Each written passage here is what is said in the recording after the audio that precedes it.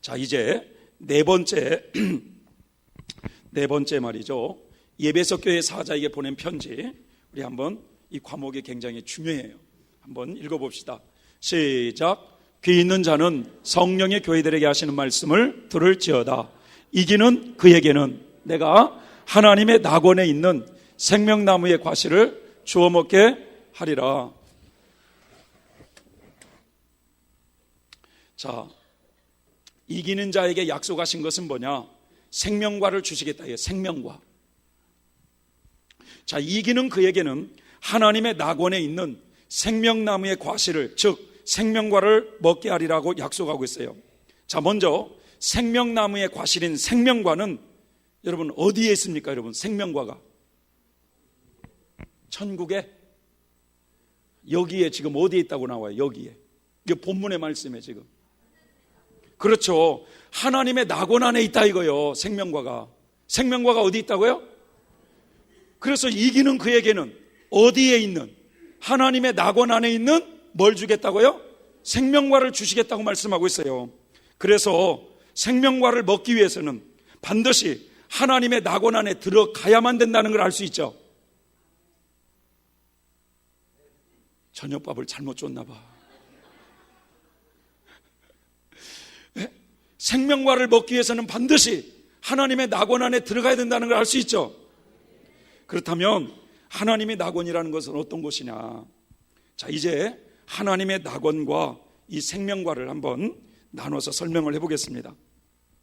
여러분, 하나님의 낙원이라고 한다면 죄가 있어야 돼요? 없어야 돼요? 없어야죠. 죄가 있는 곳이라면 낙원이라고 할 수가 없죠. 또 하나님의 낙원이라면 마귀가 없고 불행이 없는 곳, 인간에게 고통이 있고 슬픔이 있는 곳이라면 낙원이라고 할 수 없어요. 자, 그런데 성경에는 하나님의 낙원이 네 종류에 대해서 나와 있어요. 자, 여러분의 성경책에 에덴 낙원 나와요? 안 나와요? 나와요. 에덴 낙원. 자, 이 에덴 낙원 말 그대로 낙원이에요. 자, 그 낙원 안에 여러분 과거에 생명나무가 있었어요? 없었어요? 생명과 있었어요? 없었어요? 있었죠. 그런데 인간이 마귀의 유혹으로 하나님께서 먹지 말라고 하는 선악과를 따먹음으로 말미암아 결국 낙원에서 추방되고 그 인간 속에 죄가 들어왔고 그 위에 에덴 낙원은 이 땅에서 자취도 없이 사라져버렸습니다. 자, 두 번째로는 천상 낙원이라는 게 있어요. 천상 낙원. 자, 영계에 있는 하나님의 낙원이에요. 저와 여러분들이 이렇게 믿음을 가지고 살다가 죽으면 어디로 가죠? 천국, 저 천상 낙원으로 가게 됩니다. 자, 고린도후서 12장 2절부터 4절을 보면 내가 그리스도 안에서 한 사람을 나누니 14년 전에 그가 셋째 하늘에 이끌려 간지라. 그가 몸 안에 있었는지 몸 밖에 있었는지 나는 모르거니와 하나님은 아시느니라. 내가 이런 사람을 나누니 그가 낙원으로 이끌려가서 말할 수 없는 말을 들었으니 사람이 가히 이르지 못할 말이로다. 자, 사도 바울이 경험했던 요 셋째 하늘 3층 천국으로 되어 있는 요 하나님의 낙원, 바로 이 천상 낙원을 가르쳐 말씀하고 있습니다. 사실 이 천상 낙원에도 생명과가 있어요. 생명과가. 자, 그 다음에 천년 지상 낙원이라는 게 있어요. 천년 지상 낙원. 자, 죄악 세상이 대환란으로 다 멸망하고 하나님께서 이 지상에 건설하는 천년 지상 낙원이에요. 자, 이 천년 지상 낙원은 옛날 에덴 낙원처럼 생명나무의 과실인 생명과가 있는 곳이 아닙니다. 그래서 천년왕국에서 태어난 백성들은 생명과를 먹고 사는 것이 아니라는 걸 알아야 돼요. 생명과를 먹으면 사람이 영생할 수 있거든요. 그런데 천년왕국에서 태어난 백성들이, 여러분, 천년왕국에서 끝나고 난 다음에 마귀에게 또 미혹을 받아가지고 지옥으로 들어가는 영혼도 아까 있었어요? 없었어요? 있었죠. 천년왕국에는 생명과가 없어요. 자, 그 다음에 신천신지, 완성된 천국이에요. 완성된 천국.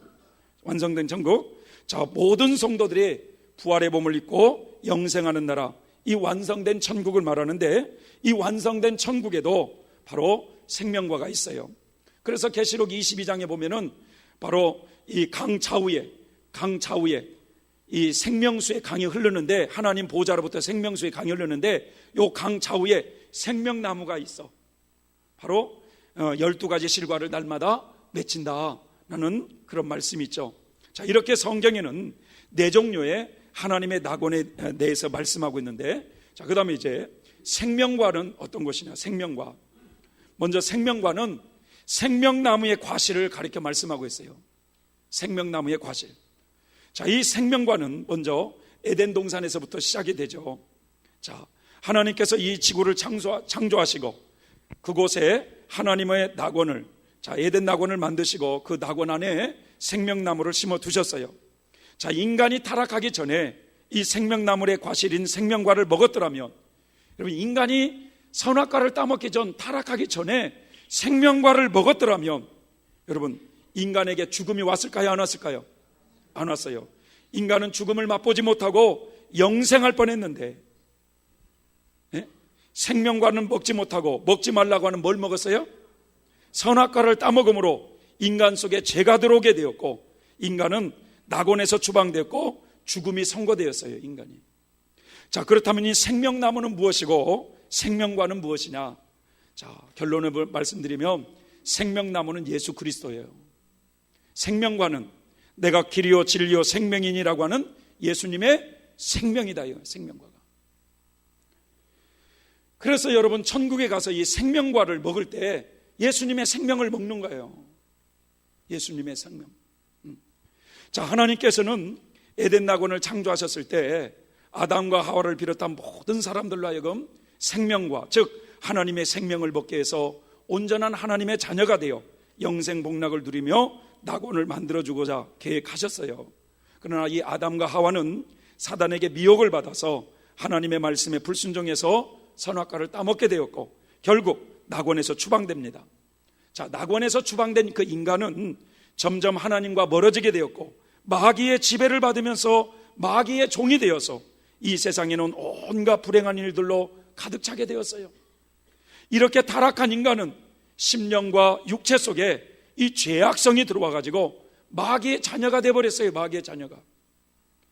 그래서 이제는 마귀의 자녀가 되어서 그냥 이 세상에서 종노릇하다가, 마귀의 종노릇하다가 지옥에 들어갈 수밖에 없는 그 인간을 사랑하신 하나님이 구원의 길을 열어놓으셨어요, 여러분. 바로 어떻게 구원의 길을 열어놓으셨느냐? 믿음의 조상 아브라함 때부터 믿음으로 구원받는 길을 열어놓으셨다는 거예요. 하나님께서는 믿음의 조상 아브라함과 그의 후손들에게 내가 너와 너의 후손들에게 영원한 기업으로 주시겠다고 하는 땅이 있어요. 그 약속한 땅이 무슨 땅인 줄 아십니까, 여러분?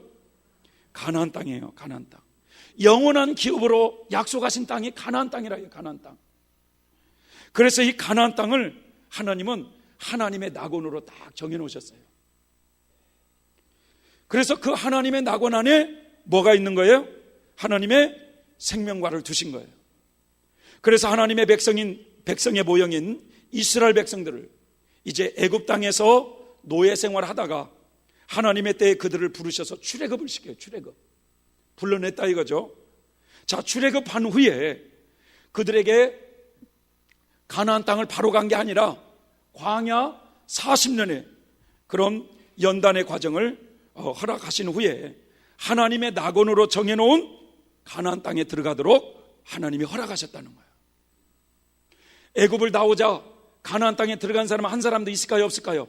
없어요. 반드시 어디를 걸쳐야 될까요? 광야를 걸쳐야 돼요. 광야를. 자, 중요한 것은 그래서 이 생명과는 성도들이 광야 연단 과정을 다 통과하고 요 가나안 땅, 즉 하나님의 낙원 안에 들어가야 생명과를 먹게 되어 있다는 거예요. 광야에는 생명과가 있어요? 없어요? 없어요. 반드시 하나님의 낙원 안에 들어가야 생명과를 먹게 된다는 거. 왜냐하면 생명과는 하나님의 낙원 안에 있기 때문에 그렇습니다. 하나님은 그 가나안 땅을 하나님의 낙원으로 정했다는 거예요. 따라서 이기는 자는, 자, 이기는 그에게는 하나님의 낙원 안에 있는 생명과를 주시겠다고 했기 때문에, 자, 이긴 자들은 그럼 광야 연단의 과정을 다 마치고 하나님의 낙원 안에 들어와서 생명과를 먹은 사람들이라는 거죠.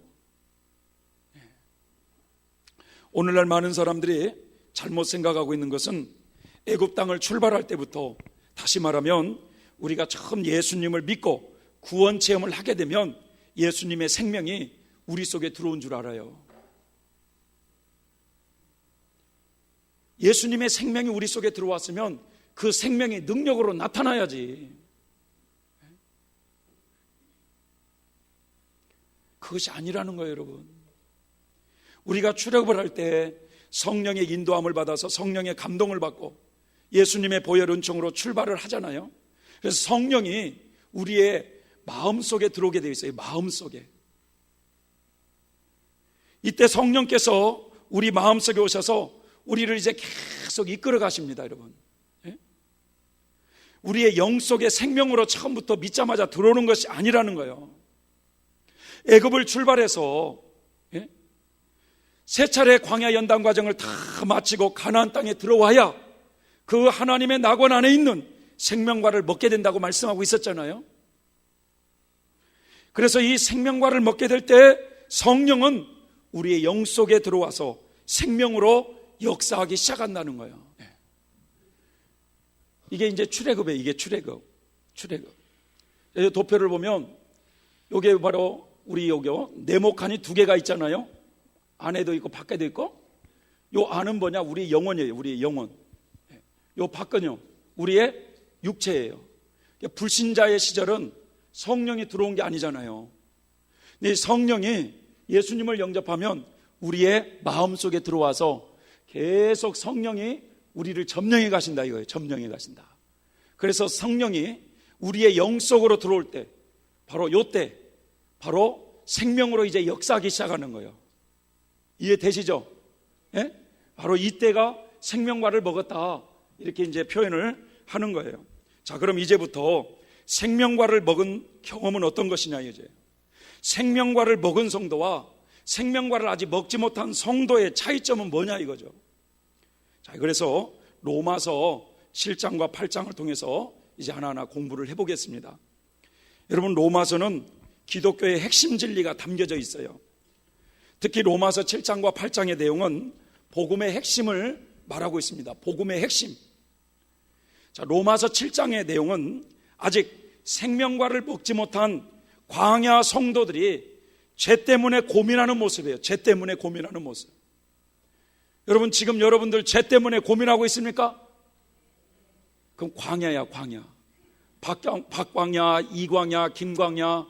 예? 로마서 7장의 내용이 아직 생명과를 먹지 못한 성도들이 죄 때문에 고민하는 모습이에요.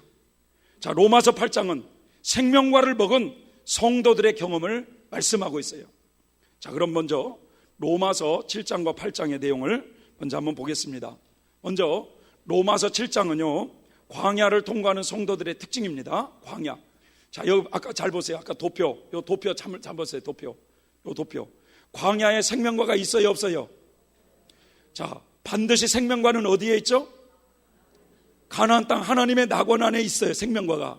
그래서 자, 지금 광야를 통과하는 성도들, 생명과를 아직 먹지 못한 광야를 통과하는 성도들의 특징이 나온다 이거예요. 자, 7장 예수님을 믿고 이제 구원받는 성도라면 여러분, 성령께서 성도들의 마음에 들어오시기 때문에 죄에 대해서 깨달아지게 되어 있습니다. 예. 점점 영적으로 성장하면 성장할수록 죄의 깊이와 넓이를 깨달아지게 되어 있습니다. 처음부터 여러분 죄에 대해서 다 안다고 하는 사람은 날 넘어간 생각이에요. 교만에 빠지기가 쉬운 생각이라 이거죠. 우리가 선을 행하고자 할 때 내 안에 이 악이 함께 있으며 죄가 얼마나 강하고 추하다는 사실을 여러분 비로소 알게 되는 것이지, 결국 뭐 어떤 지식을 알아가지고 죄에 대해서 안다, 이건 날 넘어간 생각이라는 거예요. 하나님은 모든 성도들이 자신의 이 죄가 얼마나 심각한가에 대해서 실제 경험으로 알기를 원하세요. 경험으로.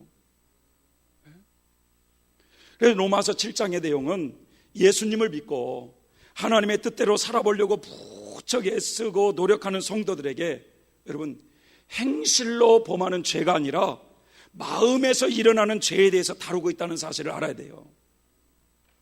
어디서 일어나는 죄요? 마음에서. 자, 그럼 한번 읽어봅시다. 로마서 7장 19절 시작. 내가 원하는 바 선은 하지 아니하고 도리어 원치 아니하는 바 악은 행하는도다. 사도 바울은 이게 지금 사도 바울의 경험입니다. 지금 하나님의 뜻대로 살아보려고 무척 애를 썼다는 거예요. 그런데 원하는 바 선은 행하지 아니하고 원치 아니하는 바 악을 행한다는 거예요. 악을. 예수님처럼 온전한 사랑을 실천해 보려고 하고 온전한 겸손과 예수님처럼 거룩한 삶을 살고자 하는데 선을 행하지 아니하고 도리어 악을 행하는 자신의 모습이라는 거예요. 15절도 한번 읽어볼까요? 시작. 나의 행하는 것을 내가 알지 못하노니 곧 원하는 이것은 행하지 아니하고 도리어 미워하는 그것을 함이라. 자, 이 말씀도 역시 하나님의 뜻대로 살고자 하는 사도 바울에게 원치 않는 이 악을 행하는 것 때문에 괴로워하고 있는 모습이에요. 자, 그런데 요 19절과 15절의 말씀을 보면 악을 행한다는 이 표현 때문에 마치 행실로 죄를 범하는 것으로 생각하기가 쉬운데 바울은 지금 행실로 죄를 범하기 때문에 고민하는 것이 아니라 마음에서 나타나는 죄 때문에 고민하고 있다는 사실을 알아야 돼요. 왜 그러냐? 8절을 보면 알 수 있어요. 8절 읽어볼까요? 시작. 그러나 죄가 기회를 타서 계명으로 말미암아 어디서요? 지금 내 속에서 각양 탐심을 이루었나니 이는 법이 없으면 죄가 죽은 것입니다. 내 속에서 지금 각종 탐심이 나타나고 있다는 거예요. 내 속에서 탐심이 일어나고 미움이 일어나고 음란이 일어나고 막 악한 것이 속에서 일어나더라는 거예요. 속에서. 로마서 7장에서 사도 바울은 자신이 원하는 바는 예수님처럼 선을 행하기를 원했는데 자신이 원치 않는 각양 탐심의 마음이 속에서 일어나고 있음을 고백하고 있는 거예요. 여러분, 사람의 이 말이나 행동을 통해서 죄가 밖으로 흘러나오는 죄를 뭐라고 그럴까요? 표면적인 죄라고 그래요. 표면적인 죄. 그런데 말이죠, 이런 표면적인 죄는 신앙이 있고 없고를 떠나서 도덕적으로 철저하게 살려고 하고 이를 악물고 살다 보면 쏟아놓을까요? 안 쏟아놓을까요? 안 쏟아놓을 수도 있다 이거예요. 예를 들자면 공자님이나 소크라테스나 석가모니 같은 분들은 덕망이 얼마나 높은 분들이에요. 여러분, 입으로 막 밥 먹듯이 쏟아놨을까요? 그분들이? 소크라테스의 그런 이야기가 있어요. 그분이 뭔 얘기를 했죠? 너 자신을 알라. 우리는 그것만 알고 있잖아요. 근데 이 중요한 얘기가 있어요. 워낙 유명한 철학자인데 항상 명상을 많이 하고 깨달은 걸 글을 많이 쓰는 사람인데 어느 날 부인이 부엌에서 밥을 하려고 쌀떡을 열어보니까 쌀이 하나도 없는 거야. 그런데 그 남편이라는 사람은 또 책상 앞에서 또 뭐 이렇게 하고 있네. 또 이렇게. 그러니까 그 남편에 대한 미운 마음이 확 올라와 가지고 구정물 알죠? 구정물 몰라요? 구정물을 갖다 한 바가지 탁 해가지고 그냥 그 소크라테스 명상하고 있는 그분한테 확 찌그렸어요.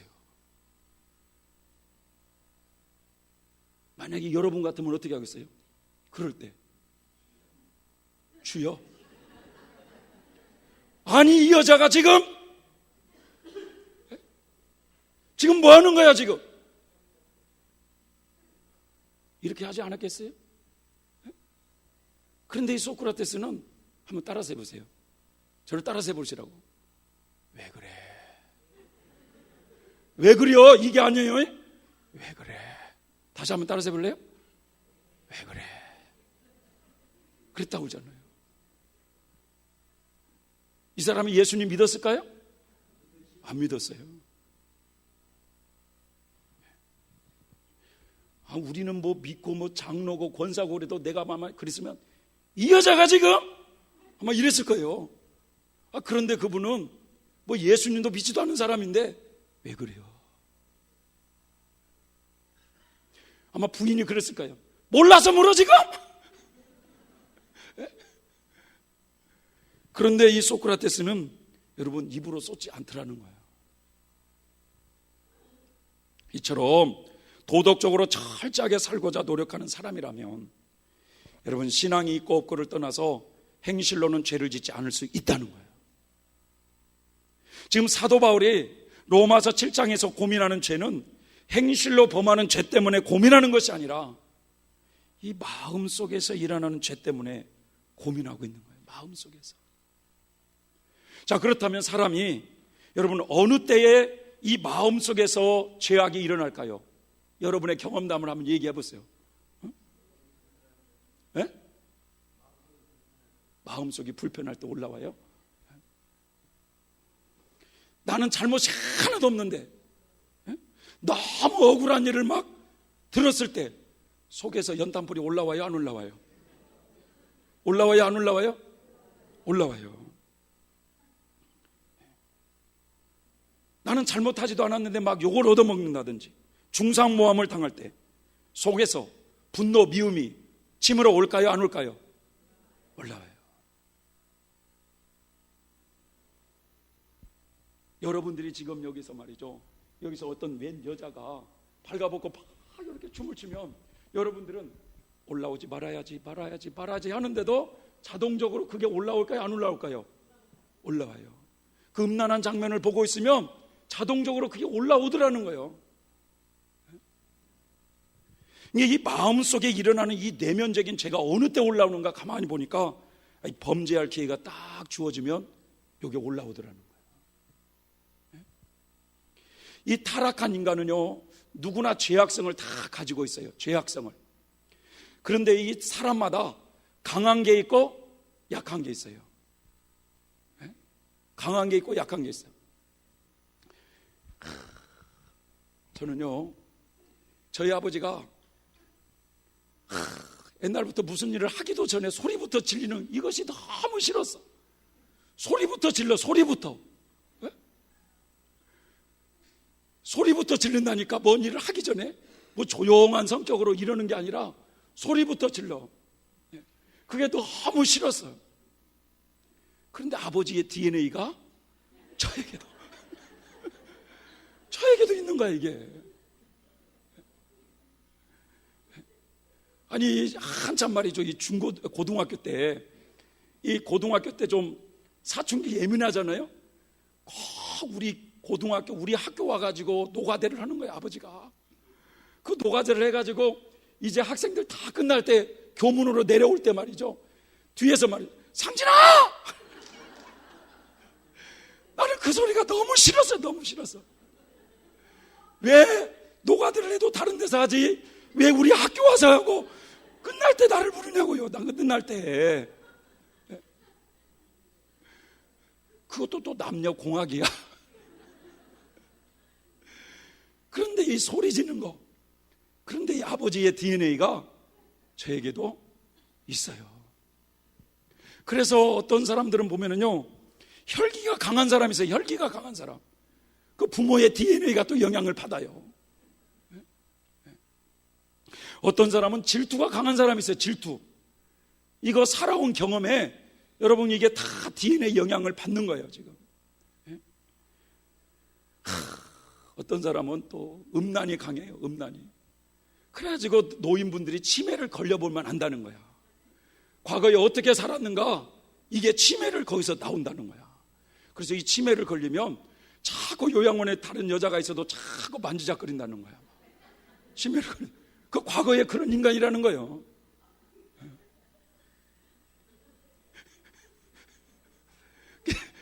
그 사람은 뭐가 강하다는 거예요? 음란성이 강하다는 거예요. 음란성이. 자, 그런데 이 사도 바울은 여러 가지 이 제약성 중에 이 아집성이 강했나 봐요. 아집성. 왜냐? 자기 마음속에 지금 탐심이 일어났나요? 탐심. 탐심이라는 게 뭐죠? 뭘 보면 뭐예요? 갖고 싶어 하는 거. 아버지의 DNA가 영향이 있나 봐요. 네? 네. 자, 8절 한번 또 읽어볼까요? 8절 시작. 그러나 죄가 기회를 타서 계명으로 말미암아 내 속에서 각양 탐심을 이루었나니 이는 법이 없으면 죄가 죽은 것임이니라. 네. 이렇게 내 속에서 각양 탐심의 마음이, 미움의 마음이, 분노의 마음이, 질투의 마음이, 음란의 마음이 일어날 수밖에 없는 근본적인 원인이 뭐냐? 죄가 기회를 타고 올라오더라는 거예요. 죄가. 죄가 기회를 타고 올라와 가지고 자기 마음을 잡더라는 거예요. 내 마음을. 그럼 여기서 말하는 죄는 어떤 죄를 말하느냐? 다시 말해서 기회를 타고 올라오는 이 죄라는 것이 뭐냐 이게. 여러분, 이것은 행실로 범하는 표면적인 죄도 아니고 마음속에 나타나는 내면적인 죄도 아니고 인간 속에 불이 박혀 있는 이 죄악성을 가르쳐 말씀하고 있어요. 죄악성. 자, 아담 이후에 모든 사람의 영과 육체에는 죄악성이 이렇게 뿌리 박혀 있어요. 영혼에도 죄악성이 뿌리 박혀 있고 이 육체에도 죄악성이 뿌리 박혀 있어요. 예. 그런데 환경이 평안하고 기쁨으로 충만할 때는 죄악성이 잘 올라오질 않아요. 그러나 갑자기 억울한 일을 당할 때, 그렇죠? 갑자기 억울한 일을 당할 때 그 죄가 기회를 타고, 요 죄악성이 기회를 타고 마음을 확 잡는 거야. 그렇게 믿었던 남편이 다른 여자하고 놀아날 때 기회가 탁 주어지니까 그렇게 여기서 밤 잔잔했던 죄악성이 기회를 타고 이구 저 인간 하면서 기회를 타고 확 올라와요? 안 올라와요? 안 올라와요? 안 올라오세요? 남편이 그런데도 안 올라오죠?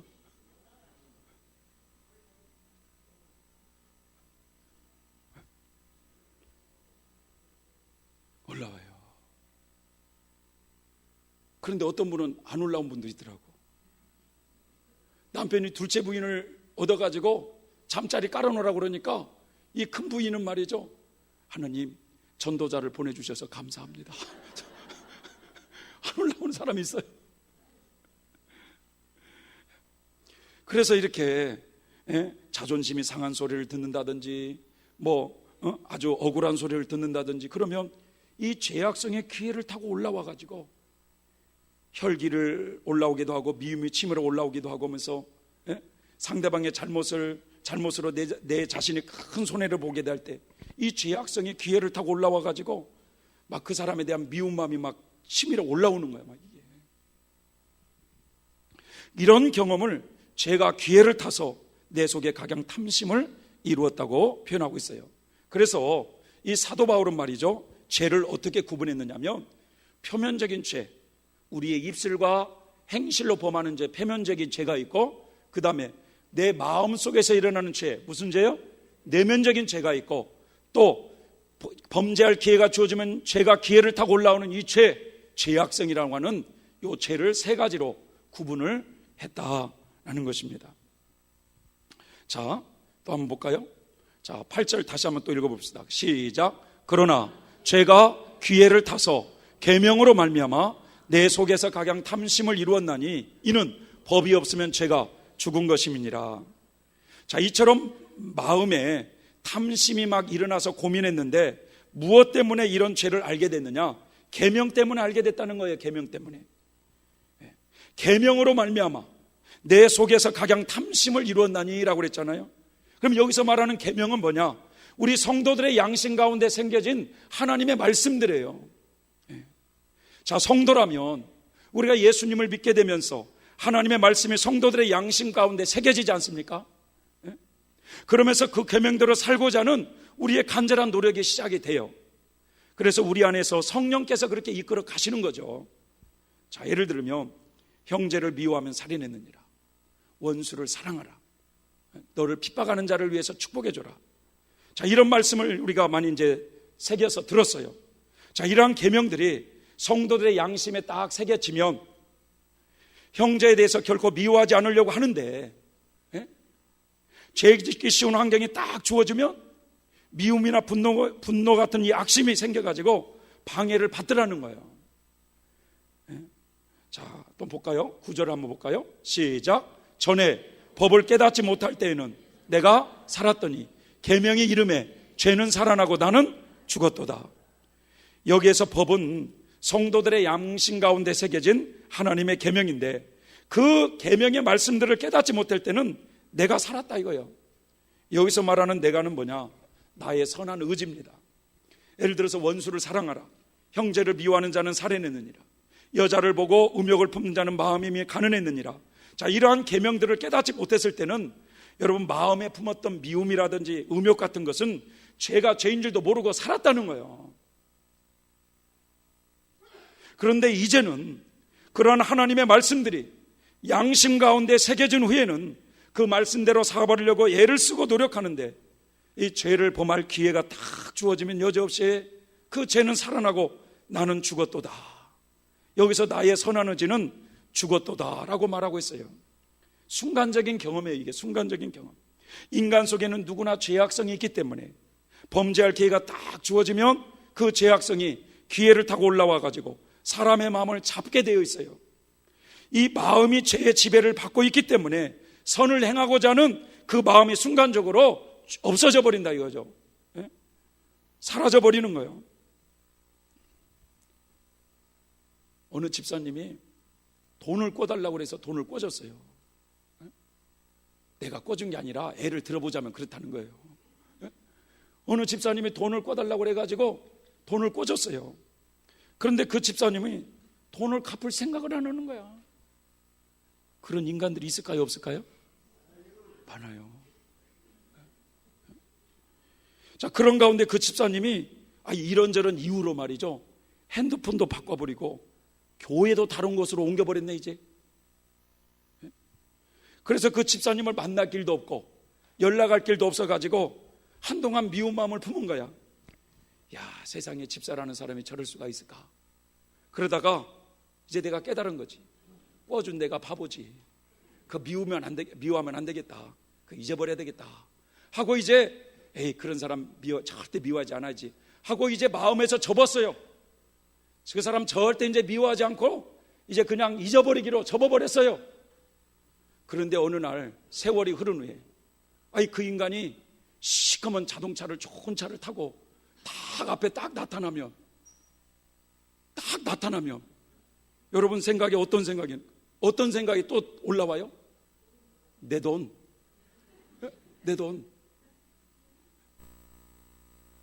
아니, 남의 돈은 갚지 않으면서 저렇게 좋은 차를 타고 다녀? 보는 순간 미워하지 않겠다는 나의 마음은 순간적으로 사라져버려요? 있어요? 아니, 미워하지 않겠다는 그 마음이 사라져버려요? 나도 말이 어렵네. 미워하지 않겠다는 이 마음이, 나의 마음이 없어져 버리잖아요. 예? 그러면서 그 미운 마음이 순간 나를 사로잡아 버리잖아요. 예. 왜 그렇습니까? 범죄할 기회가 딱 주어지니까 이 죄악성이 기회를 타고 또 올라오는 거야. 그래서 순간적으로 미움이 내 마음을 딱 잡으니까 죄는 살아나고 나의 선한 의지는 죽었도다, 이렇게 고백하고 있는 거예요 지금. 10절을 한번 볼까요? 시작. 생명에 이르게 할 그 계명이 내게 대하여 도리어 사망에 이르게 하는 것이 되었도다. 생명에 이르게 해야 될 하나님의 말씀, 성도들의 마음판에 새겨진 하나님의 말씀들을 적극적으로 실천해야만이 결국 생명에 이르게 된다는 것이죠. 그런데 이 생명에 이르게 할 그 계명이 내게 대하여 도리어 사망에 이르게 하는 것이 되었도다 라고 했습니다. 자, 이것을 잘못 생각하면 성도들의 마음판에 새겨진 이 하나님의 계명들이 오히려 사망에 이르게 하는 것처럼 오해하기 쉬운데, 그것이 아니라 하나님의 말씀을 지키려고 애쓰고 애를 쓰다가 범죄할 기회가 딱 주어지면 죄가 기회를 타고 올라와 가지고 순간적으로 이 악심이 마음을 점령함으로써 나의 선한 의지가 죽은 상태다, 이 고백을 하고 있는 것입니다. 그래서 이런 고민을 계속 하다가 사도 바울이 어떤 결론에 도달하게 됐느냐, 20절을 한번 보세요. 시작. 만일 내가 원치 않는 그것을 하면 이를 행하는 자가 내가 아니요 내 속에 거하는 죄니라. 드디어 내 속에 거하는 죄가 있다는 걸 발견한 거예요. 내 마음속에 왜 이렇게 미움이, 탐심이, 시기가, 음란이 이렇게 나타나지 않기를 바라는데 왜 이렇게 범죄할 기회가 딱 주어지면은 마음에서 이런 악심이 나타나는 이 모습 때문에 그렇게 괴로워하다가 깨닫게 된 것이 뭐냐? 내 속에 죄가 거하는구나. 내 속에 뭐가 거하는 거구나? 죄가 거하고 있구나. 그래서 기회만 주어지면 여지없이 내 마음을 지배하고 있구나라는 것을 바울이 발견하게 됐다는 거예요. 사도 바울이 경험했던 내 속에 거하는 죄가 뭘까요? 내 속에 죄가 거한다고 그랬잖아요. 내 속에 거하는 죄가 뭐예요? 원죄, 죄악성을 가리켜 말씀하고 있어요. 죄악성. 내 속에 이 원죄라고 하는 것이 있기 때문에, 여기 그래 오토매틱이잖아요. 오토매틱이 화살이 그냥 있는 게 아니에요. 이게 여기 안 보이세요 지금? 성령은 와 계셔도 요 죄악성이 있어가지고, 내 속에 죄가 있어가지고 범죄할 기회만 주어지면 능력으로 나오더라는 거예요. 이게 능력으로, 거짓말이 능력으로 나와, 분노가 능력으로 나와, 뭐 미움이 능력으로 나와. 다 경험하고 계시죠? 예? 예. 여기도 마찬가지예요. 사도 바울이 그래서 내 속에 이 원죄가 있기 때문에 범죄할 기회만 주어지면 마음에서 미움, 분노, 음욕, 탐심이 일어난다는 것을 발견하게 된 거예요. 자, 그러면서 18절 시작. 내 속 곧 내 육신에 선한 것이 거하지 아니하는 줄을 아노니 원함은 내게 있으나 선을 행하는 것은 없노라. 선을 행하는 것은 없노라라는 이 의미가 뭐냐면, 선을 행할 능력이 나에게 없다, 이런 뜻이에요. 그러면 여러분, 평소에도 선을 행할 능력이 없다는 이 말일까요? 아니에요. 기분 좋을 때는 선을 많이 행해요, 우리도. 그런데 이렇게 범죄하기 쉬운 환경이 딱 주어지면 그 죄가 마음속에 들어오지 않게 할 수 있는 선한 능력이 내게는 없다, 이거예요. 사람이 범죄하기 쉬운 환경이 주어져도 말이죠, 행실로 범죄하지 않을 수는 있어요. 그러나 마음속에 죄가 나타나지 않게 할 수 있는 능력은 내게 없다, 이거예요. 다 종교에도요, 아주 철저하게 도를 추구하려고 노력하는 사람들이 있어요. 그들 나름대로 내면적인 죄 때문에 고민하는 사람들이 많이 있습니다. 이 공자님이 76대 세상을 떠나셨다고 하는데, 임종시에 그분이 하시는 말씀이, 내가 이 70평생 도를 닦으며 예절을 실천하고 가르쳤지만 마음속에 일어나는 탐심은 없게 하지 못하고 죽는구나. 마음속에 탐심이 왜 일어날까요?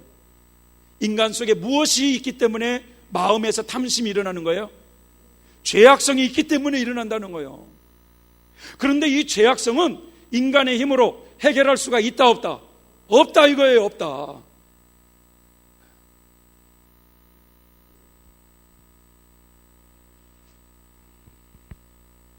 지금 사도 바울도 예수님을 믿고 신앙생활하면서 예수님의 말씀대로 철저하게 살아보려고 하는데, 내 속에 거하는 이 원죄가 있기 때문에 범죄할 기회가 딱 주어지면 이 죄가 기회를 타고 올라와서 자신의 마음을 사로잡는 것 때문에 괴로워하고 있는 거예요, 지금.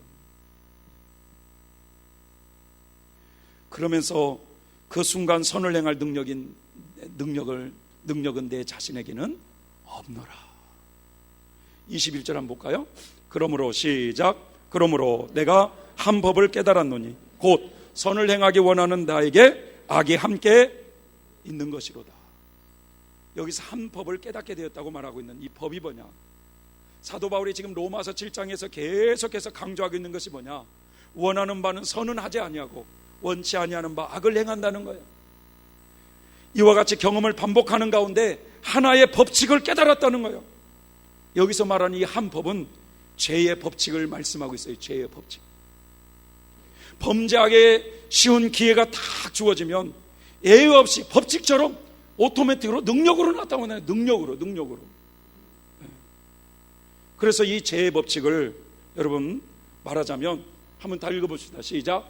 교만의 법칙, 자랑하는 법칙, 남을 무시하는 법칙, 자고하는 법칙, 포악의 법칙, 분노의 법칙, 불평의 법칙, 혈기의 법칙, 신경질 내는 법칙, 성냄의 법칙, 비방의 법칙, 음욕의 법칙, 호색의 법칙, 태만의 법칙, 시기의 법칙, 아집의 법칙, 거짓의 법칙, 기만의 법칙. 아주 다양하게 법칙처럼 나타나는 거예요. 법칙처럼. 이러한 죄의 법칙은 여러분 사람마다 강한 게 있고 약한 것이 있지만 능력으로 나타나는 거예요. 능력으로. 그래서 어떤 사람은 혈기가 잘 나오잖아요. 혈기가. 저도 아버지의 DNA를 받아가지고 성격이 왜 이렇게 급한지 몰라. 사람마다 강한 게 있고 약한 게 있어. 그 강한 것에 여지없이 넘어져요, 안 넘어져요? 넘어져요, 여지없이. 그러면서 22절부터 23절 시작. 내 속사람으로는 하나님의 법을 즐거워하되 내 지체 속에서 한 다른 법이 내 마음의 법과 싸워서 내 지체 속에 있는 죄의 법 아래로 나를 사로잡아 오는 것을 보는도다. 여기 비로소 죄의 법이 나오죠.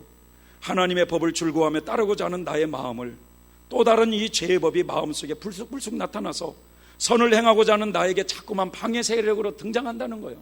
내 마음에 두 마음이 있는 거야. 그래서 그런 노래가 있는가 봐. 내 마음 나도 몰라. 그런 노래 있잖아요. 몰라요? 나도 몰라. 네.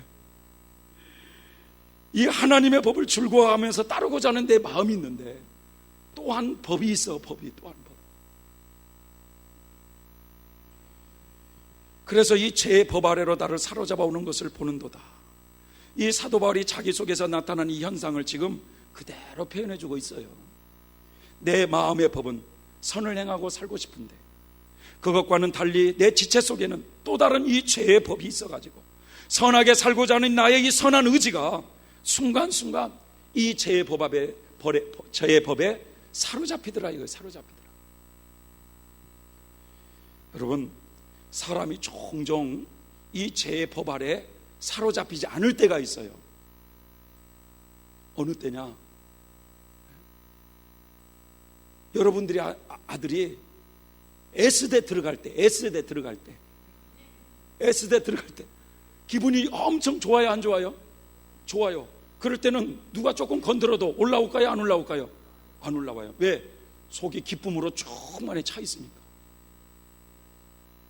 또 있어요. 또 돈 때문에 아주 쭉 갔는데 1등으로 복권이 또 당첨돼 버렸네. 기분이 엄청 업돼가지고 누가 좀 뭐라고 그래도 올라올까요, 안 올라올까요? 안 올라와.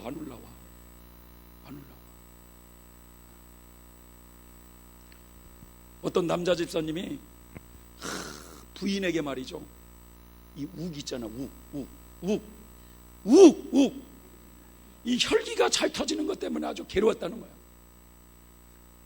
그런데 이 남자 집사님은 한바탕 터지면 무섭다는 거야. 또 이 한바탕 그렇게 쏟아놓고 나면 또 그것 때문에 얼마나 괴로운지. 집사라는 사람이 이러면 안 되는데 후회하면서 고민하다가 어느 날 작정하고 기도원에 올라가서 금식을 하면서 하나님께 매달렸대요. 하나님, 저에게 은혜를 주십시오. 능력을 주십시오. 왜 이렇게 혈기가 잘 터져 나오는지 모르겠습니다. 저를 좀 변화시켜달라고 막 간절히 기도를 하는데 갑자기 말이죠, 뜨거운 불이 내리면서 방언이 터지면서 얼마나 하나님께서 은혜를 강하게 부어주는지 그냥 성령이 충만해졌다는 거예요. 그 집사님이 너무 기쁜 거야. 야, 이제 됐구나. 절대로 혈기 부리지 않을 거야 하면서 결단하고 집으로 내려오니까 은혜 받았으면 마귀가 가만히 있겠어요? 또 부인이 그러죠. 어디 갔다 왔어? 하면서 또 바가지를 긁는데 마음이 지금 성령으로 충만하니까 올라와요, 안 올라와요? 그런 데서도 올라오면 이상한 자지. 안 올라와. 안 올라와. 그래가지고는 웃었다는 거예요. 아, 요거 마귀가 또 이러는 거구나 하면서 웃었다는 거예요. 그런데 그 은혜가 며칠도 못 가서 또 한 번 또 터지는데 이제는 용수철 있잖아요. 꼭꼭 눌렀다가 딱 놔버리니까 용수철이 어디로 튀어버려가지고 찾지도 못하는 것처럼 한 번 그거 터지니까 살인할 뻔하랬다는 거예요. 살인할 뻔. 그러니까 이게 뭐냐, 우리가 이 광야길을 걸어가면서 성령으로 충만해질 때는 순간적으로 그런 걸 이길 수는 있어요. 이해되시죠? 그런데 맨날 성령 충만하면 얼마나 좋겠어. 그런데 성령이 바람이 빠질 때가 있어요. 바람이 빠질 때가. 그럴 때 말이죠, 범죄할 기회가 주어지면 또 여지없이 이게 나오더라는 거예요. 이게. 그러니까 우리가 이 광야길에서 성령의 충만함을 사모하고 성령의 충만함을 우리가 늘 기도하면서 성령의 충만함을 사모해야 되는 건 너무나 중요한 건데, 근본적으로 이 광야의 성도들이 죄악성이 뽑아지지 않는 한 문제가 해결이 된다 안 된다? 안 된다. 너무 잘 듣는 것 같아요. 왜? 경험적 진리니까.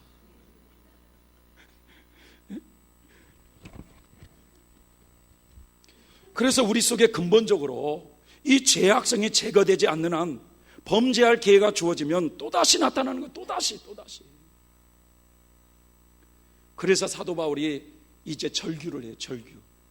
자, 24절 다 같이요. 시작. 오라, 나는 곤고한 사람이로다.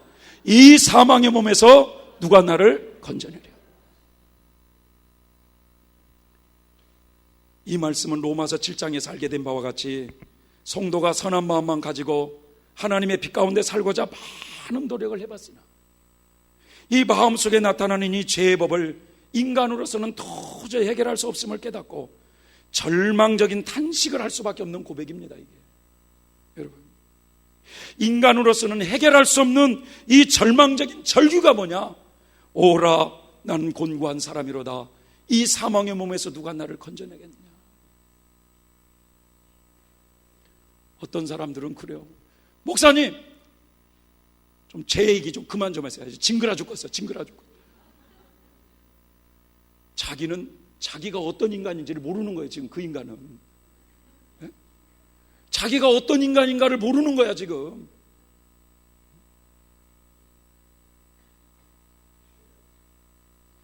그래서 우리가 남 탈 것이 아니라 소크라테스의 말이 딱 맞아. 너나 알아라. 너 자신이나 알아라.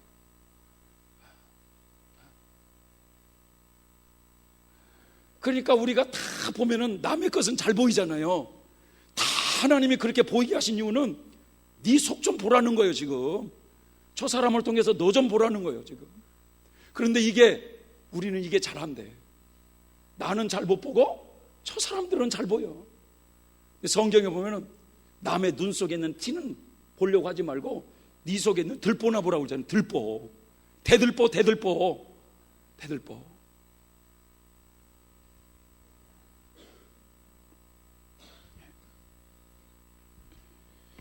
여러분, 사람의 방법과 노력으로는 절대로 해결할 수 없는 이 죄의 법 때문에 죽을 수밖에 없는 몸을 가졌다고 탄식하고 절규하고 있어요.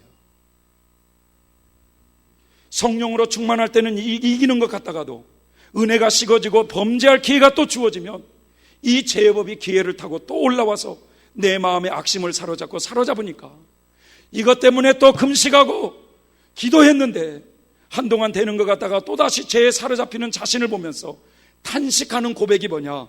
오라, 나는 곤고한 사람이로다. 이 사망의 몸에서 누가 나를 건져내겠느냐?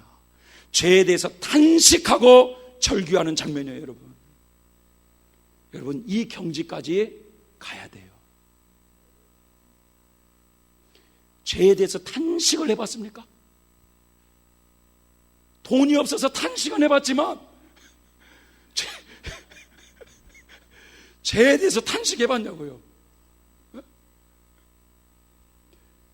사도 바울이 이 경지에서 바로 이 죄 문제를 해결해 주시는 예수 그리스도를 소개하기 위해서 로마서 8장을 얘기하는 거예요. 자, 로마 25절을 한번 읽어볼까요? 시작. 우리 주 예수 그리스도로 말미암아 하나님께 감사리로다. 그런즉 내 자신이 마음으로는 하나님의 법을, 육신으로는 죄의 법을 섬기노라. 이처럼 이 죄의 법 때문에 극심하게 고민하던 이 문제가 이제 누구로 말미암아 해결됐다고 고백하고 있어요? 예수 그리스도로. 예수 그리스도로 말미암아 죄의 법에서 해방되는 경험을 했다고 사도 바울은 자신의 경험담을 지금 얘기하고 있어요. 인간의 이 죄악성의 문제가 누구로 말미암아 해결됐다는 것입니까? 예수 그리스도로. 그런데 문제는 사도 바울이 지금 믿자마자 이 고백이었습니까? 아니라는 거예요. 로마서 7장에서 고백이 자기가 원하는 바는 선이었잖아요.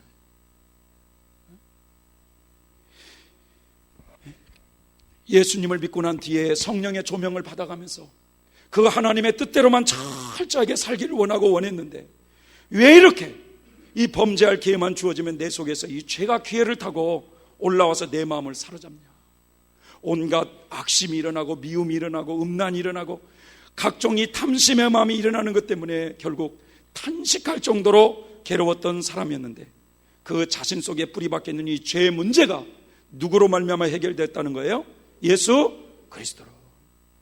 그래서 여러분 웨슬레 신학에서는 이것을 죄의 뿌리가 빠졌다고 정의하면서 죄의 뿌리가 뽑아졌다고 정의하면서 완전 성화의 은총이라고 부르고 있다는 거예요. 그러면서 하는 말이 이것이야말로 기독교의 진수라는 거예요. 기독교의 진수. 복음의 핵심이 무엇입니까 여러분? 죄의 종로로 타던 인간이 예수 그리스도로 말미암아 죄에서 해방되어 하나님의 생명으로 거듭나는 것, 이게 복음의 핵심이에요. 핵심. 그러니까 지금 로마서 7장에서 죄의 법 때문에 고민하는 장면이잖아요. 그렇죠? 그러면 이제부터 죄의 법에서 해방되는 그 경험이 로마서 8장에 기록이 되어 있는 거예요. 그러니까 사도 바울은 입술로 죄를 범했어요? 안 범했어요? 안 범한 상태에서도 속에서 이 죄에 대한 고민을 깊게 하면서 자신이 얼마나 타락한 죄인이라고 하는 죄에 대한 탄식을 했잖아요. 그런데 우리는 밥만 먹다면 입만 벌리면 어떻게 돼요? 입만 벌리면 사는 게 죄예요. 사는 게. 그러니 여러분 우리가 행실로만 죄를 안 져도 성자 소리 들어. 성자 소리. 그러나 우리도 사도 바울과 같은 이 죄에 대한 탄식을 하면서 하나님, 나 속에 있는 이 죄를 언제 뽑아주실 겁니까?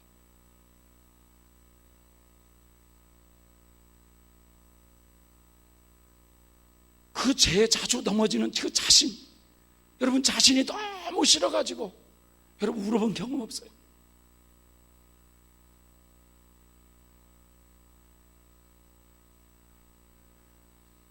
정말 예수님을 사랑하는 사람들은요, 죄 때문에 고민을 많이 해야 돼요. 그러나 오늘날 강단에서는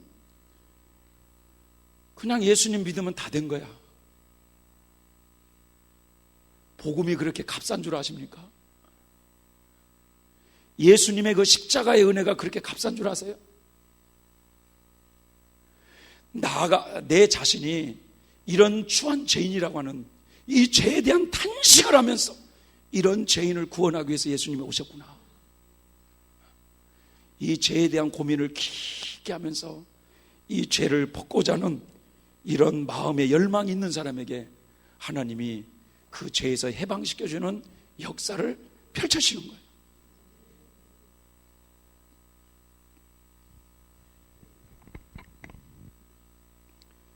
자, 로마서 8장은 이제 이 죄의 법에서 해방되어 생명과를 먹은 성도의 경험이에요.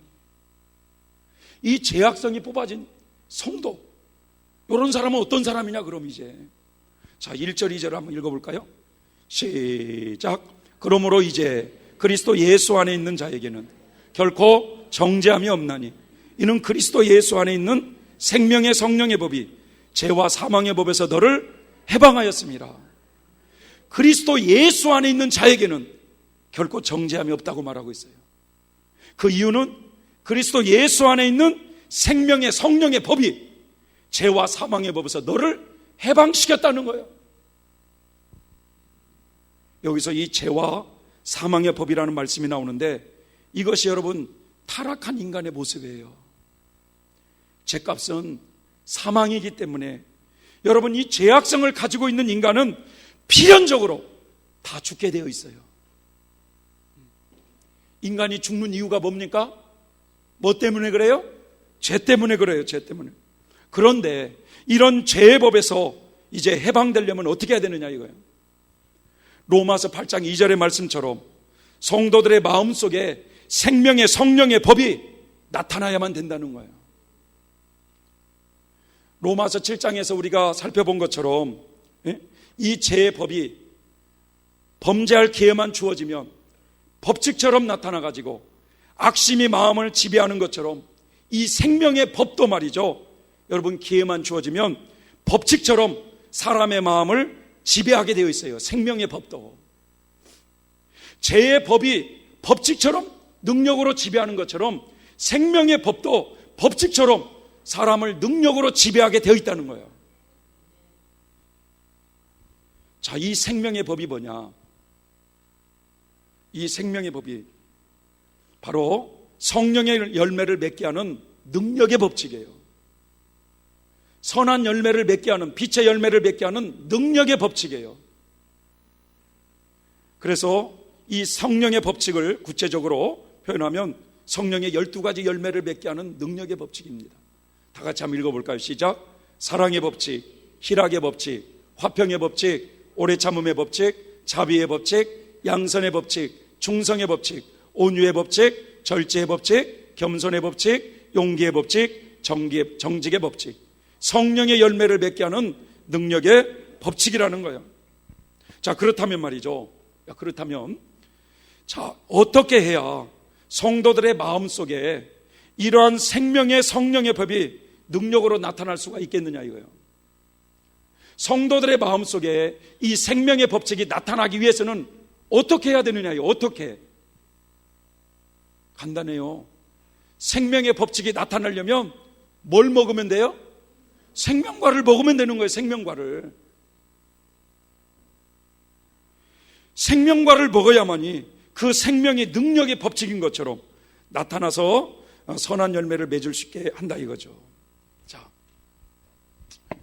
여기를 보세요. 이제 생명과를 먹었다고 하는 것은 바로 인간의 그 영 속에 하나님의 생명이, 예수님의 생명이 내주 합일된 경험을 말하는 거예요. 하나님의 생명이 인간의 영 속에 이렇게 합일이 되니까 이제 이때부터 생명이 능력으로 나오는 거예요. 능력으로. 사랑이 능력으로, 화평이 능력으로, 자비가 능력으로, 겸손과 온유가 능력으로.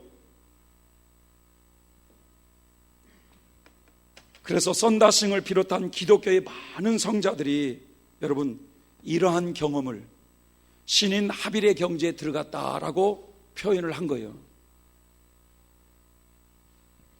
이러한 사람들이, 이렇게 된 사람들이 기독교의 진정한 신비가들이라는 거예요. 신비가라는 것은 무슨 귀신을 쫓아내고 능력을 행하고 예언을 하고 그런 것이 기독교의 신비가 아니라 하나님의 생명이 영 속에 내주 합일이 되어서 생명의 역사가 능력으로 나타나는 사람이 기독교의 신비가들이라는 거예요. 그래서 이런 분들은 하나님을 모시고 있는 거예요. 그 안에. 이해되십니까 여러분? 자, 로마서 7장은 아직 생명과를 먹지 못한 광야 성도들의 특징은 뭐냐? 죄악성이 영 속에 뿌리박혀 있으니까 범죄할 기회만 딱 주어지면 이 죄의 법이 능력으로 나타나서 우리 마음을 지배했다고 그랬잖아요. 그렇죠?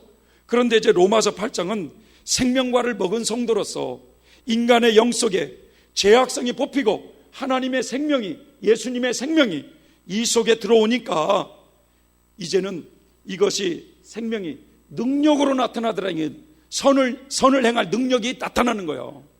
능력이. 자, 그러면 이기는 자들에게는, 아까 그랬죠? 이기는 자들에게는 하나님의 낙원 안에 있는 생명과를 주시겠다고 그랬잖아요.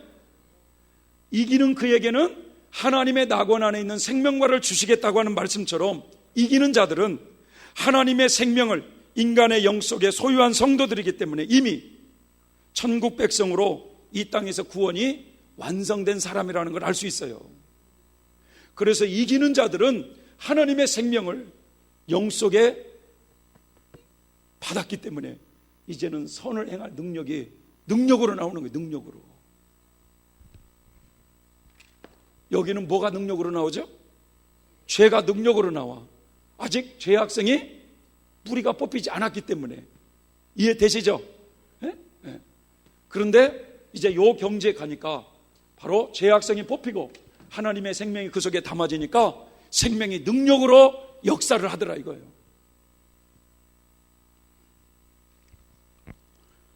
자, 이와 같이 교회 시대 이긴 자들은 죄의 법에서 해방된 성도들이기 때문에 여러분 대환란을 면제받고 휴거되는 성도들이 되는 거예요. 그래서 이런 성도들이 휴거된다요. 휴거. 우리는 그런 찬양 많이 하잖아요. 나 밟을 때 나의 이름, 나 밟을 때. 속에서는 그럴 거야. 그래도 나 같으면 못 올라갈 것 같아. 아무나 올라가는 게 아니에요, 여러분. 예? 그래서 오늘날 대부분의 성도들은 이 휴거에 대한 진리를 왜곡하고 있어요. 자, 추수하기 위해서 예수님이 오신다고 그랬잖아요. 어떤 성도를 추수하기 위해서 오신다고 그랬죠? 익은 열매, 익은 곡식을 추수하기 위해서 오신다. 그래서 익은 열매가 된 거예요. 이제 익은 열매가. 어떤 성도들은요, 구원의 확신만 있으면 휴거되는 줄을 착각하고 있어요. 어떤 성도들은 성령 충만이나 성령의 불을 받으면, 은사 체험을 하면 휴거되는 줄 알고 있어요. 어느 큰 교회를 다니고 있는 어느 아무개 권사님이 고백하기를, 자기 교회 담임 목사님은 우리 교회 성도들은 은혜가 풍성하고 성령이 충만하기 때문에 다들 휴거될 줄로 믿습니다 하면서 그런 설교를 자주 한다는 거야. 그때 이 권사님은 야, 큰일 났구나. 우리 목사님은 자신이 휴거될 뿐만 아니라 대부분의 성도들이 휴거될 것이라고 가르치지만 너무나 잘못된 것이구나 라고 하면서 큰 걱정을 하더라는 거예요. 그래서 그 걱정하는 이유를 물어봤더니 그 권사님이 설명해 주시기를, 그 교회 목사님은 얼마 전에 자신을 매장하기 위해서 이단시하는 책이 나왔는데 그 책을 보는 순간에 말이죠, 자신과 함께 일했던 교단 교역자들이 자신에 대해서 그렇게 비방을 하고 중상모함하는 그런 내용이라는 것을 알고 크게 분노하면서 말이죠, 이런 사람들이 이럴 수가 있을까? 그런 사람을 저주하기도 하고 하나님께 원망 불평도 했다는 거예요. 하나님, 이럴 수가 있습니까? 앞으로 저희 교회는 어떻게 되는 겁니까? 왜 그런 사람을 징계하지 않으십니까? 하면서 막 하나님께도 원망 불평을 쏟아놨다는 거예요. 그러다가 목사님이 어느 정도 세월이 지난 후에 분노했던 그 감정을 가라앉힌 후에 하나님께 다시 기도하기를, 자신을 헐뜯고 중상모함한 교육자들과 다시 화목하고 서로 사랑하게 해달라고 그렇게 기도를 했대요. 그래서 그 목사님은 이러한 경험을 주일 예배 모든 성도들 앞에서 설교하면서 우리를 이단시하고 비방하고 중상모함하는 사람들이라도 사랑하자고 그렇게 전체 교인들에게 설교를 하니까, 야, 그래도 우리 목사님이 최고구나 라고 하면서 그 목사님을 존경했다고 해요. 자, 이런 이야기를 마친 다음에 이 권사님이 그 목사님이 간증한 내용을 분석해 보면서, 비록 세계적인 큰 교회를 담임하고 기적과 은사를 많이 나타내는 그런 목사님이라 할지라도 자신에 대해서 비방을 하고 중상모함을 하는 사람들에게 미움을 품고 악심을 품고 분노를 했던 것은 아직 죄법에서 해방이 된 거예요? 안 된 거예요? 안 된 거예요. 그러니까 중상모함하니까 오토매틱으로 올라오는 거예요. 오토매틱으로. 이해되시죠? 그런 사람은 휴거가 된다 안 된다? 아직 안 된다 이거예요. 안 된다. 아주 못된 인간이 있어요. 예? 세상에 여기서 이렇게 강의하는 목사님을, 예? 휴거가 성도가 됐는지 안 됐는지 세상에 밖에 나갈 때 이 뒤를 갖다 팡댕이로 차버렸다는 거야. 올라오는가 안 올라오는가. 참 별 인간도 다 있어. 예?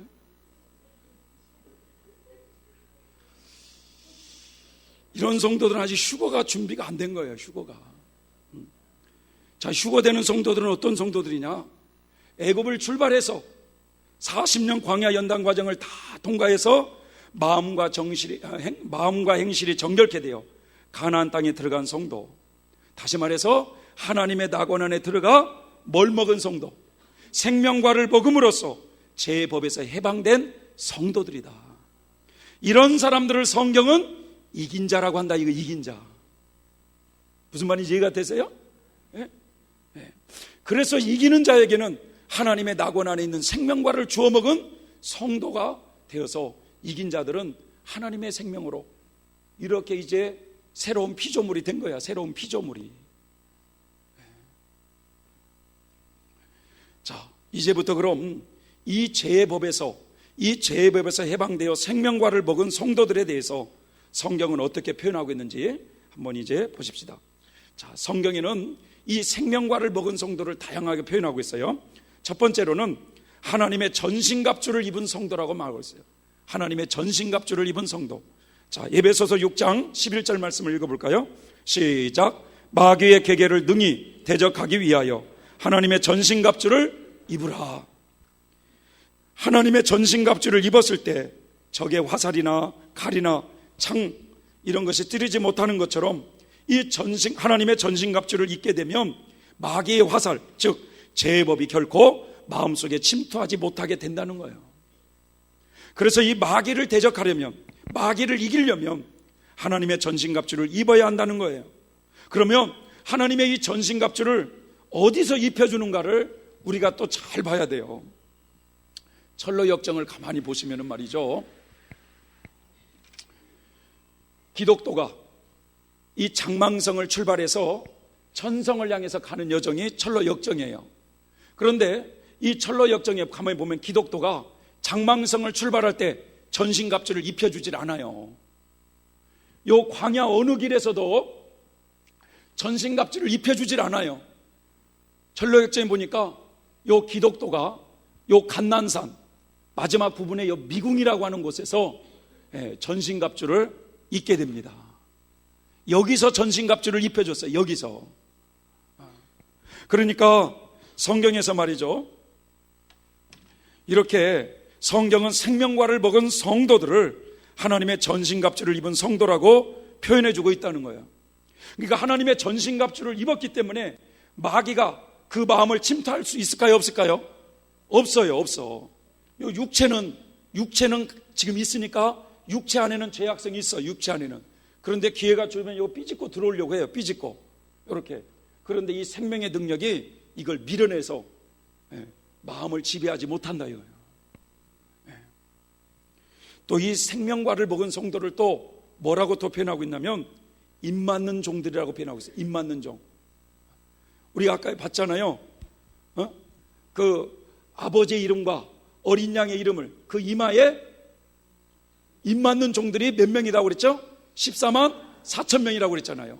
그 교회 시대 이긴 자들, 요런 자들을 바로 입 맞는 종들이라 또 이렇게 성경은 표현해주고 있다는 거예요. 인을 딱 찍었다는 것은 이제 너는 내 것이라는 거예요. 이제 너는 내 것이라.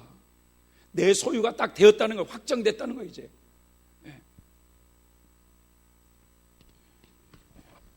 자, 그 다음에 또 볼까요? 자, 처음 익은 열매들이라고 표현하고 있어요. 자, 계시록 14장 4절 5절 한번 읽어볼까요? 시작. 이 사람들은 여자로 더불어 더럽히지 아니하고 정절이 있는 자라.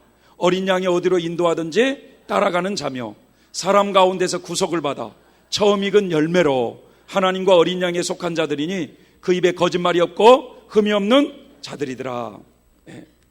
이 말씀의 교회 시대 이긴 자들 14만 4천 명은 사람 가운데서 구속을 받아 처음 익은 열매들이라고 표현하고 있어요. 처음 익은 열매. 자, 예수님께서 이 땅에 재림하시는 목적 중에 하나가 익은 열매가 된 성도를 추수하기 위해서 오시는 것이죠. 그런데 예수님께서 공중에 강림하셔서 추수하려 할 때 교회 시대 동안에 몇 명이 익었어요? 14만 4천 명이 익었다는 거예요. 그래서 그분들을 추수하시는데 이런 성도들을 처음 익은 성도들이다, 처음 익은 열매들이다, 이렇게 부르고 있다는 거예요.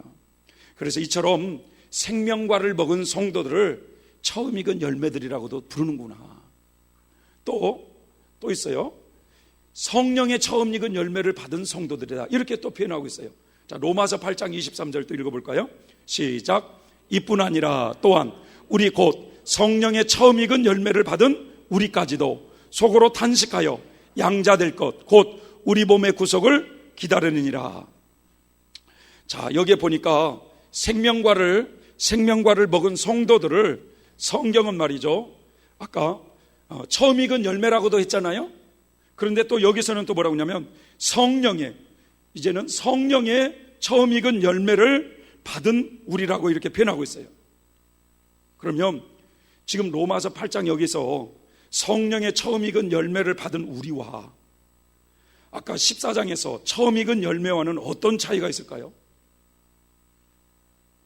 성령의 처음 익은 열매를 받은 우리의 주체는 누굴까요?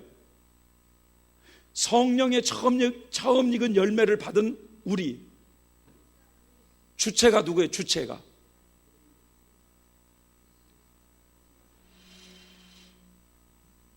너무 말이 어려운가 봐요.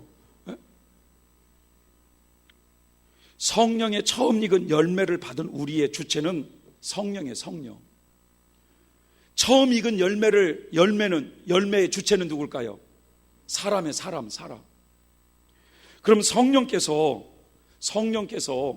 성도들이 출애굽을 할 때부터 성도들의 마음속에 오셔요, 안 오셔요? 오셔요. 자, 성령이 말이죠. 성령이 우리 마음을 점점 성장하면 지배해 갈까요? 안 지배해 갈까요? 더 이쪽으로 많이 지배해 갔잖아요. 요걸 성경에서는 뭐냐면 성령이 익어간다 이렇게 표현하고 있어요. 성령이 익어간다. 성령이 익어간다. 내 안에 계신 성령이 지금 많이 익어가고 있어요? 잠자고 있어요? 익어가고 있어요.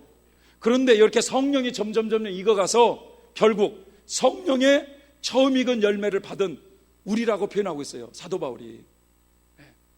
그러니까 성령이 완전히 익을 때는 언제예요? 우리 인간의 영 속에 합일될 때, 나를 완전히 성령께서 잠식하실 때 익은 거야. 익은 거 이해되시죠? 물론 내가 익지만 결국 내 안에 성령께서 그렇게 나를 잠식해 가셔서 점령해 가셔서 익혀 가신다 이런 뜻이죠. 뭐. 그래서 성령을 우리가 근심시키면 될까요? 안 될까요? 안 되는 거야. 아마 그럴 것 같아. 내가 조금 지배를 받아 마음이 어두워지면 우리 주인님 또 그런다. 정말 왜 그러나 모르나. 우리 주인님은 왜 이렇게 잘 삐지는지 모르겠네. 누가요? 내 안에서 누가? 성령이.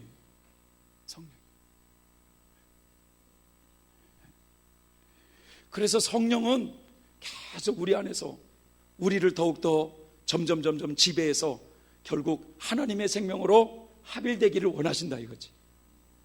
그래서 그 성령이 능력으로 우리 안에서 역사하기를 원하고 있어요. 성령이. 이해되시죠? 예? 자, 그래서 이 생명과를 먹은 성도들, 교회 시대 이긴 자들은 성령의 처음 익은 열매를 받은 성도들이다. 그러면 순교자들은 성령의 두 번째 익은 열매를 받은 성도들, 살아서 통과하는 성도들은 성령의 세 번째 나도 잘 모르겠네. 성령의 세 번째 익은 열매를 받은 성도들, 이렇게 표현을 할 수가 있다 이거예요. 예. 자, 그 다음에 또 볼까요? 자, 마태복음 7장에서는 뭐라고 말씀하냐면, 마태복음 7장 13절 14절 읽어볼까요? 시작. 예, 이 말씀에 보면은 생명을 얻기 위해서는 반드시 필연적으로 뭐냐면 필수적으로 좁은 길을 통과해야만 된다는 거예요. 신앙생활은 여러분 많은 사람들이 몰리고 찾는 넓은 길이 아니라 사람들이 찾지 않는 좁은 길입니다. 그래서 우리가 지금 세상 사람들과 비하면 우리는 좁은 문으로 지금 들어온 거예요. 지금 믿습니까 여러분? 예.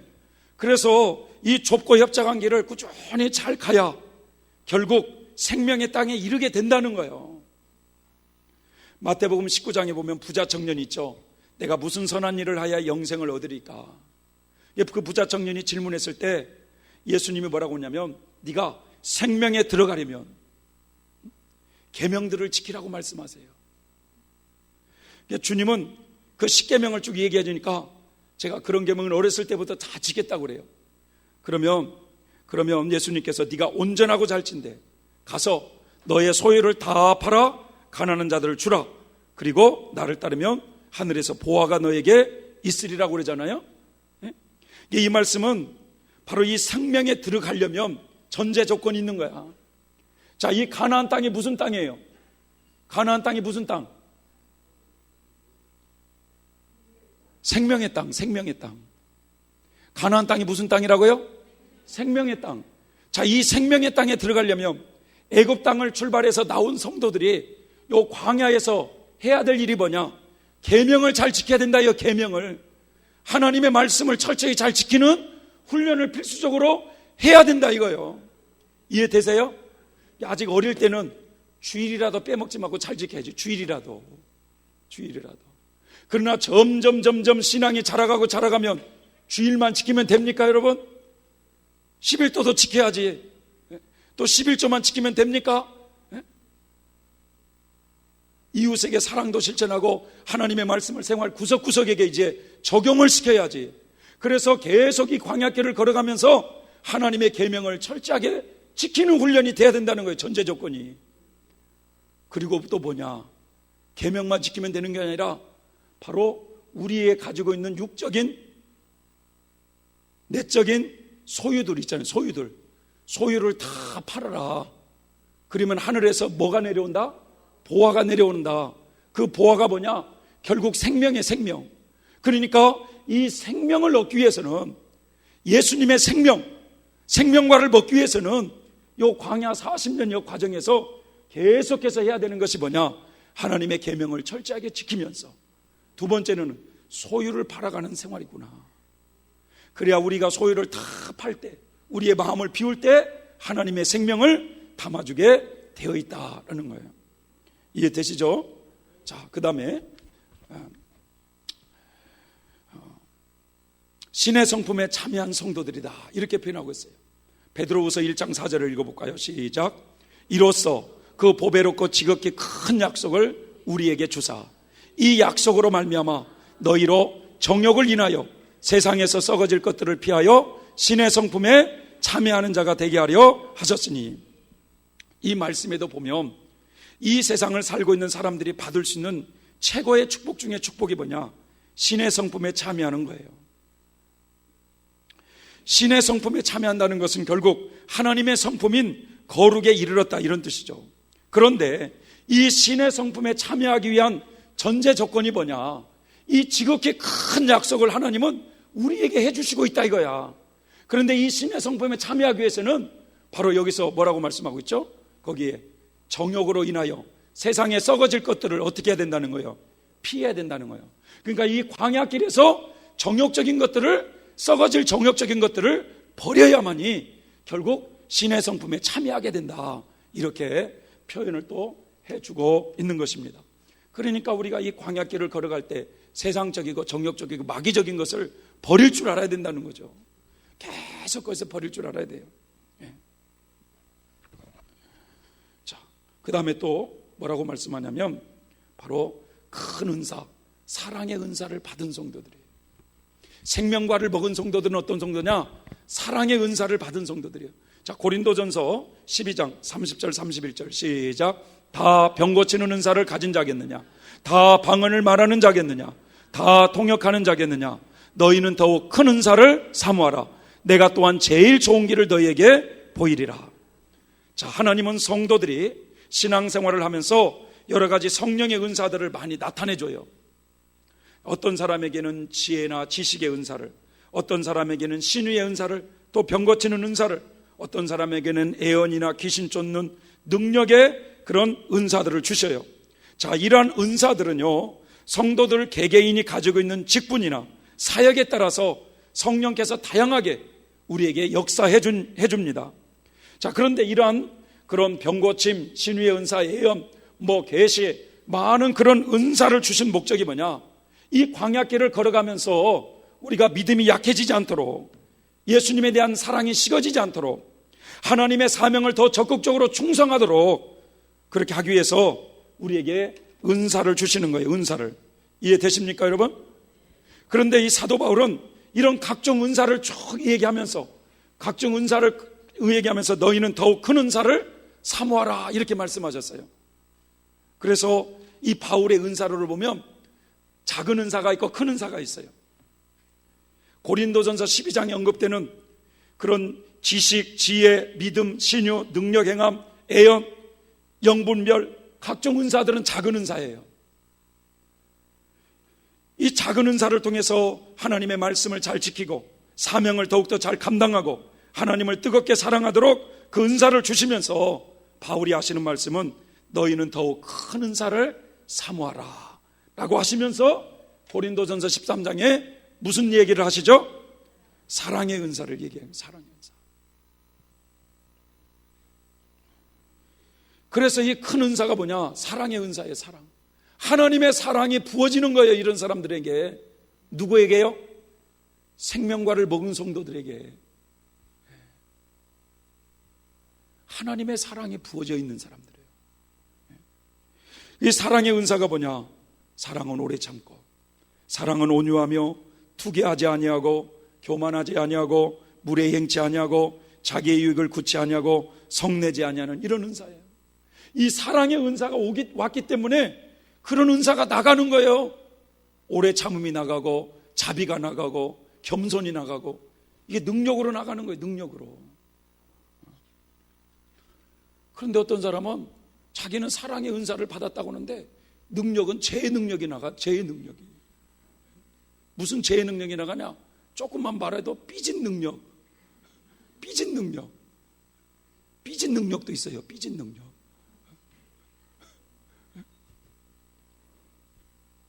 그래서 이 교회 시대 이긴 자들은 사랑의 은사를 받은 성도들이기 때문에 마음에 말이죠, 혈기나 교만이나 시기함이 없어요. 오히려 그 사랑의 능력이 오래 참고 온유하고 겸손하고 이러한 열매로 이게 능력으로 나가더라요. 능력으로. 자, 죄의 법에서 해방되어 이렇게 생명과를 먹은 교회 시대 이긴 자들, 이런 성경은 이렇게 다양하게 표현해주고 있다는 거예요. 하나님의 전신갑주를 입은 성도들이다. 입 맞는 종들이다. 처음 익은 열매들이다. 성령의 처음 익은 열매를 받은 분들이다. 생명을 소유한 분들이다. 신의 성품에 참여한 분들이다. 사랑의 은사를 받은 분들이다. 이렇게 다양하게 표현해주고 있다는 거예요. 자, 그러면 예수님의 12 제자들은 언제 이런 생명과를 먹는 경험에 들어갔을까? 예수님의 12 제자들은. 자, 요한복음 13장 8절부터 10절을 한번 읽어볼까요? 시작. 베드로가 가로되 내 발을 절대로 씻기지 못하시리이다. 예수님께서 대답하시되 내가 너를 씻기지 아니하면 네가 나와 상관이 없느니라. 시몬 베드로가 가로되 주여 내 발뿐 아니라 손과 머리도 씻겨 주옵소서. 예수님께서 가라사대 이미 목욕한 자는 발밖에 씻을 필요가 없느니라. 온몸이 깨끗하니라. 너희가 깨끗하나 다는 아니니라 하시니. 자, 예수님과 베드로의 대화 내용을 분석해 보면 사도들은 예수님 공생의 3년 동안 행실이 거의 정결하게 되었음을 알 수가 있어요. 그런데 이 온몸은 깨끗하지만 발은 조금 더 씻어야 된다고 말씀하신 거예요. 지금 이 실제적인 발을 씻어야 된다는 그런 의미가 아니라 지금 예수님은 영적인 얘기를 하는데 베드로는 지금 그 말을 못 알아듣는 거예요. 제자들의 행실이 거의 정결해져 가고 있음을 말하고 있는 거예요. 그러므로 예수님께서는 이제 요한복음 14장에 보면 14장 20절에 뭐라고 말씀하냐면 이런 말씀이 있어요.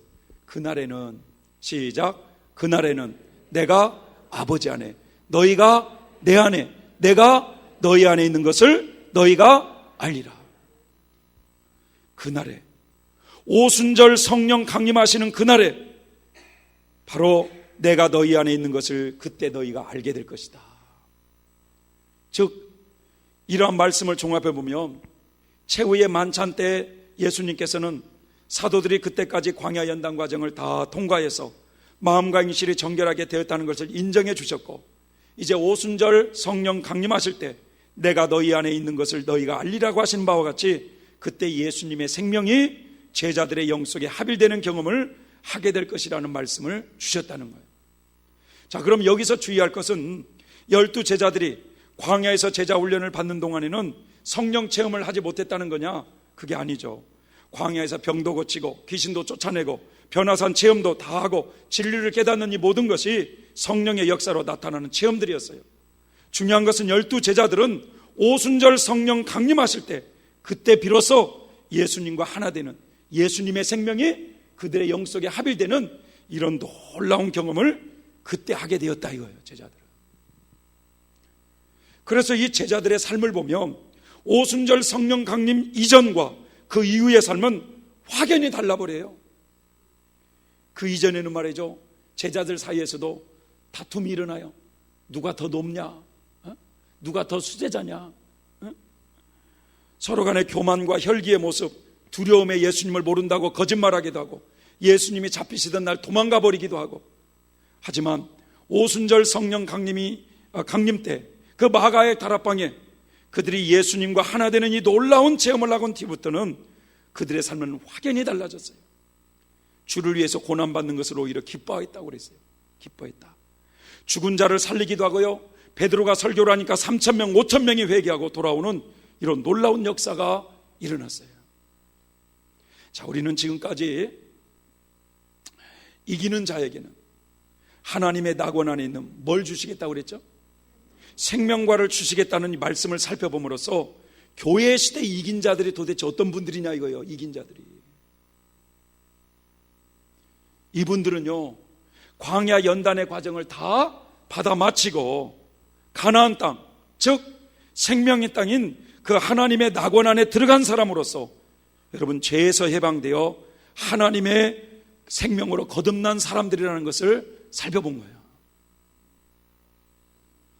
그래서 이제는 그런 분들은요, 여러분 죄에서 해방된 사람, 죄에서 해방된 사람. 그래서 하나님의 사람들이 하나님의 사람들. 이해되세요? 저나 여러분 모두가 다 하나님의 사람들이 아니라 진짜 하나님의 사람들이라니까. 이 하나님의 생명으로 거듭난 성도들은 여러분 놀라운 능력을 행하게 되어 있어요. 이것은 사람의 능력이 아니에요. 사람의 능력이. 이건 내세의 능력이라고 그랬어요. 히브리서에 보면 내세의 능력. 하나님이 주시는 능력으로 일을 행하게 되어 있어요.